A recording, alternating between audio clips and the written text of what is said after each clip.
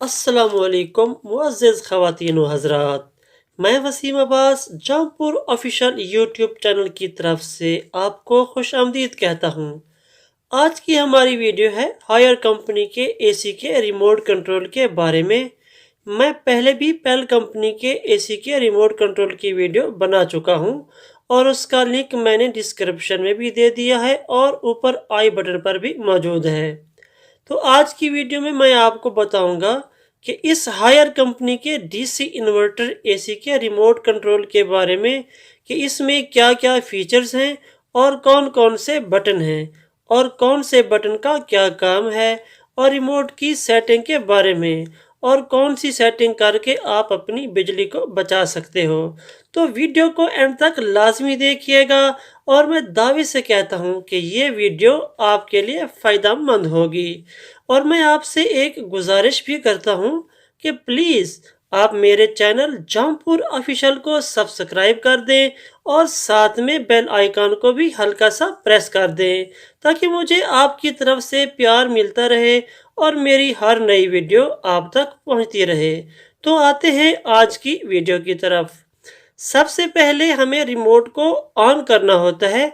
उसके लिए ये रेड कलर का बटन दिया गया है जो कि ऑन और ऑफ के लिए होता है।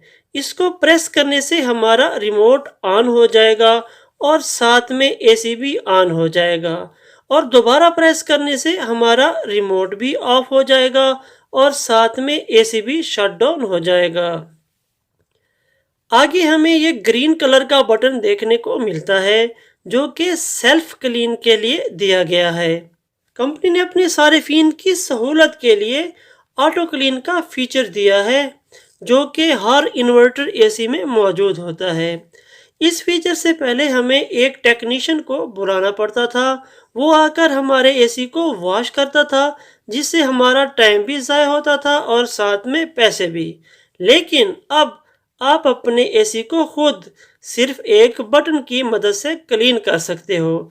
जब आप इस बटन को प्रेस करेंगे तो स्क्रीन पर CL लिखा हुआ आ जाएगा। ये तकरीबन 25 से 30 मिनट का दौरानिया होता है और इस दौरान आपका एसी हैंग हो जाता है। एसी खुद को क्लीन कैसे करता है ये भी मैं आपको बता देता हूँ। सबसे पहले एसी अपने इंडोर यूनिट में बर्फ जमाता है। बर्फ जमाने के बाद फिर हीटर ऑन होगा, उससे बर्फ पिघलना शुरू हो जाएगी। इससे इंडोर यूनिट में जो डस्ट वगैरह होता है वो बर्फ के पिघलने से पानी में जमा होके ड्रेन पाइप के जरिए से बाहर आ जाता है और आपका इंडोर यूनिट बिल्कुल क्लीन हो जाता है। इससे नीचे जो ब्लू कलर का बटन दिया गया है ये कूल मोड के लिए यूज होता है। इसमें 3 किस्म के मोड के बटन दिए गए हैं, कूल मोड, हीट मोड और ये ड्राई मोड। जबकि इसमें फैन मोड और ऑटो मोड का फंक्शन भी मौजूद है, वो मैं आगे आपको बताता हूँ। बात करते हैं कूल मोड की। ये गर्मियों में इस्तेमाल किया जाता है जिससे आपका कमरा ठंडा हो जाता है। जबकि हीट मोड सर्दियों में हीटर चलाने के लिए होता है जिससे कमरा गर्म रहता है।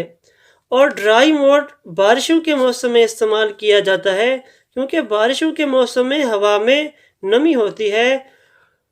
कूल मोड को प्रेस करने से स्क्रीन पर ये फ्लावर का निशान बन जाता है। ये हीट मोड को प्रेस करने से सूरज का निशान बन जाता है और ड्राई मोड को प्रेस करने से ये ड्रॉप का निशान बन जाता है जैसे बारिश का कतरा हो। इसके आगे है टर्बो और क्वाइट का बटन। टर्बो का बटन इसलिए होता है कि अगर आप अपने एसी को फुल स्पीड पर चलाना चाहते हैं, मतलब आपका एसी फुल पावर में काम करेगा, ये ऑप्शन सिर्फ हीट और कूल मोड पर वर्क करेगा, ड्राई मोड पर वर्क नहीं करेगा। अगर आपने कूल मोड पर कमरे को जल्दी से जल्दी ठंडा करना है या हीट मोड पर कमरे को जल्दी से जल्दी गर्म करना है तो ये टर्बो का बटन इसलिए दिया गया है। इसको एक बार प्रेस करने से ये निशान ऊपर की तरफ बनता है, ये एरो का निशान, ये ऊपर की तरफ बनेगा, जिसका मतलब है कि इसका थ्रो ऊपर की तरफ ज़्यादा होगा। दोबारा प्रेस करने से निशान ये नीचे की तरफ बन गया है। अब इसका थ्रो नीचे की तरफ ज़्यादा होगा और तीसरी बार प्रेस करने से ये क्वाइट हो जाएगा। मगर टर्बो मोड पर एसी को चलाने से बिजली ज़्यादा खर्च होती है, क्योंकि जब एसी फुल पावर के साथ चलेगा तो वो बिजली भी ज़्यादा खर्च करेगा और आपके एसी की लाइफ पर भी असर पड़ सकता है। तो आप ज़्यादा से ज़्यादा 20 या 25 मिनट तक टर्बो मोड पर रखें, फिर उसको क्वाइट कर दें। अब बात करते हैं टेम्परेचर वाले बटन की। टेम्परेचर प्लस वाले बटन से टेम्परेचर ज़्यादा होगा और टेम्परेचर माइनस वाले बटन से टेम्परेचर कम होगा। अगर आप ज़्यादा कूलिंग करना चाहते हैं तो टेम्परेचर को कम कर दें, और अगर आप कम कूलिंग करना चाहते हैं तो टेम्परेचर को ज़्यादा कर दें। इसमें टेम्परेचर कम से कम 16 और ज़्यादा से ज़्यादा 30 तक दिया गया है और यह टेम्परेचर सेल्सियस में दिया गया है। अगर आपने टेम्परेचर को जल्दी जल्दी कम करना है तो बटन को प्रेस किए रखें, ये खुद कम होता जाएगा। आपको बार बार बटन प्रेस करने की ज़रूरत नहीं है। इसी तरह आप टेम्परेचर को ज़्यादा भी कर सकते हैं। बाकी स्विंग की बात की जाए तो दोनों ऑप्शन मौजूद हैं, वर्टिकल भी और हॉरिजॉन्टल भी। इस बटन से इंडोर के फैन की जो अंदर वाली विंग्स हैं वो दाएं से बाएं और बाएं से दाएं की तरफ होती हैं और आप अपनी मतलूबा डायरेक्शन पर हवा का रुख सेट कर सकते हो। ये मैं आपको करीब से भी दिखा देता हूँ। ये इसका आइकॉन है, ये वाला, और मैंने इसको ऑटो पर कर दिया है। अब इंडोर का फैन दाएं से बाएं चारों तरफ हवा देता रहेगा। दोबारा प्रेस करने से अब ये दो निशान बन गए हैं और अब हवा बिल्कुल स्ट्रेट यानी सीधा सामने की तरफ आएगी। दोबारा प्रेस करने से अब हवा लेफ्ट साइड पर मिलेगी। एक बार फिर से प्रेस किया, अब हवा थोड़ा नीचे की तरफ मिलेगी। दोबारा प्रेस किया, अब निशान राइट साइड पर आ गया है, तो अब विंग्स राइट साइड पर आ गए हैं। दोबारा प्रेस किया, अब इसकी विंग्स राइट साइड पर हो गए हैं और हवा बिल्कुल राइट साइड पर ही होगी। दोबारा प्रेस करेंगे तो ये ऑटो पर सेट हो जाएगा। अब बात करते हैं हॉरिजॉन्टल स्विंग की। ये इसकी बाहर वाली ग्रिल होती है। इससे आप हवा की डायरेक्शन ऊपर से नीचे की तरफ कर सकते हैं। इस वक्त ग्रिल ऊपर की तरफ है। एक बार बटन प्रेस करेंगे, अब कुछ नीचे आ गई, फिर बटन दबाया, ग्रिल और नीचे आ गई और फिर से प्रेस करने पर अब ग्रिल बिल्कुल नीचे की तरफ हवा देगी। फिर से प्रेस करने से अब ये ऑटो पर सेट हो गई है। इस तरह अब ये हवा ऊपर से नीचे की तरफ देगी। इस तरह आप हवा की मतलूबा डायरेक्शन को सेट कर सकते हैं। अब बात करते हैं फैन के स्पीड वाले बटन की, जो कि सेंटर में दिया गया है। इस बटन से आप इंडोर यूनिट के फैन की स्पीड को कंट्रोल कर सकते हैं। इसमें लो का ऑप्शन है, मिड का ऑप्शन है, हाई का ऑप्शन है और ऑटो का ऑप्शन है। ये भी मैं आपको दिखा देता हूँ। ये फैन का आइकॉन है, ये वाला, ये फैन का आइकॉन है। ये दो निशान लो के हैं।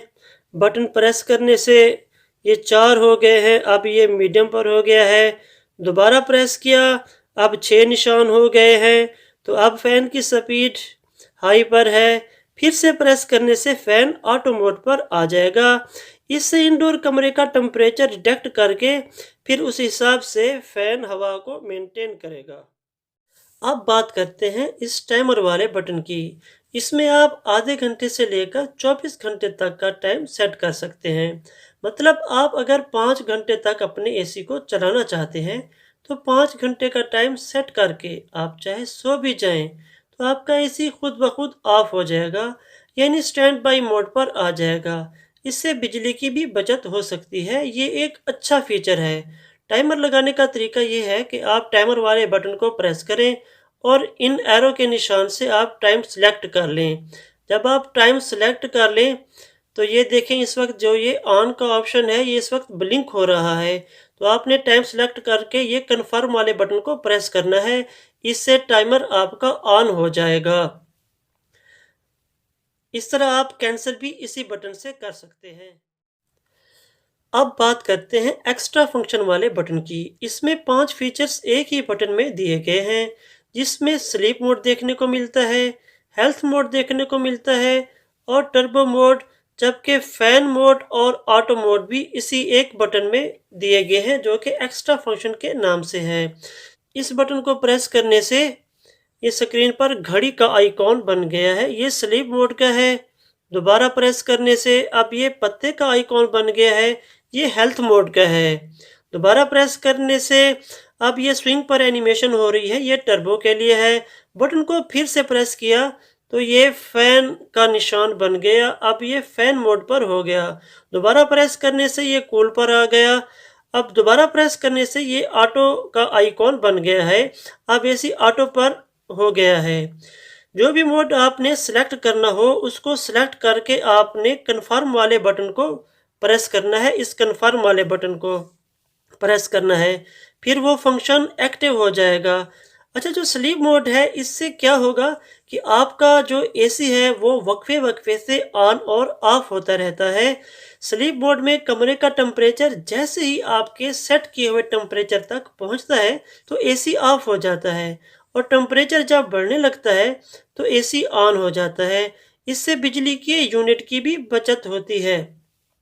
ये फंक्शन दफ्तरों के लिए होता है या जहां पर एसी 24 घंटे चलना होता है। और जो हेल्थ का फंक्शन है उससे ये होता है कि एसी आपको ताज़ा और अच्छी हवा प्रोवाइड करता है और बैक्टीरिया वगैरह को भी ख़त्म करता है।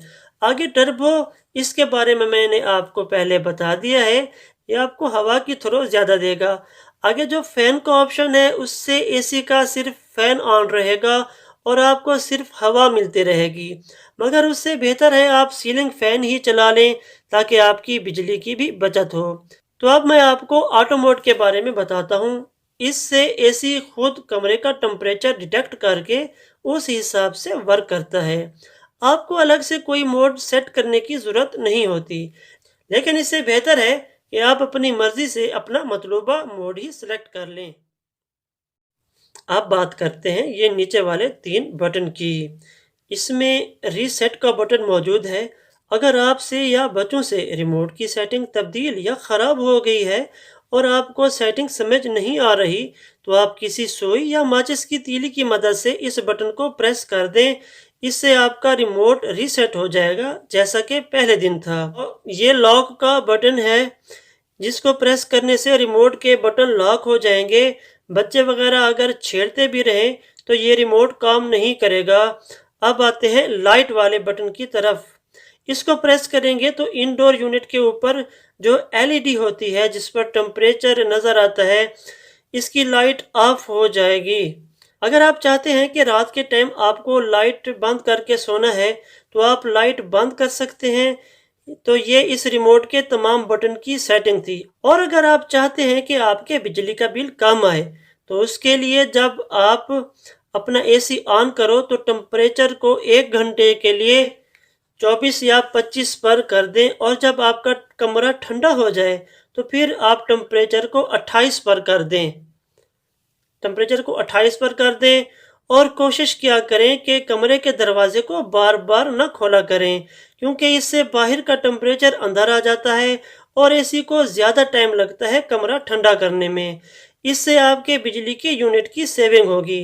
दोस्तों, उम्मीद करता हूँ आपको वीडियो पसंद आई होगी। अगर हो सके तो वीडियो को लाइक और दोस्तों के साथ शेयर ज़रूर कीजिएगा। मैं आपका शुक्रगुजार रहूँगा और चैनल को सब्सक्राइब भी ज़रूर कीजिएगा। मिलते हैं अगली वीडियो के साथ। तब तक के लिए इजाज़त। आपका दोस्त, आपका भाई वसीम अब्बास। अल्लाह हाफिज़।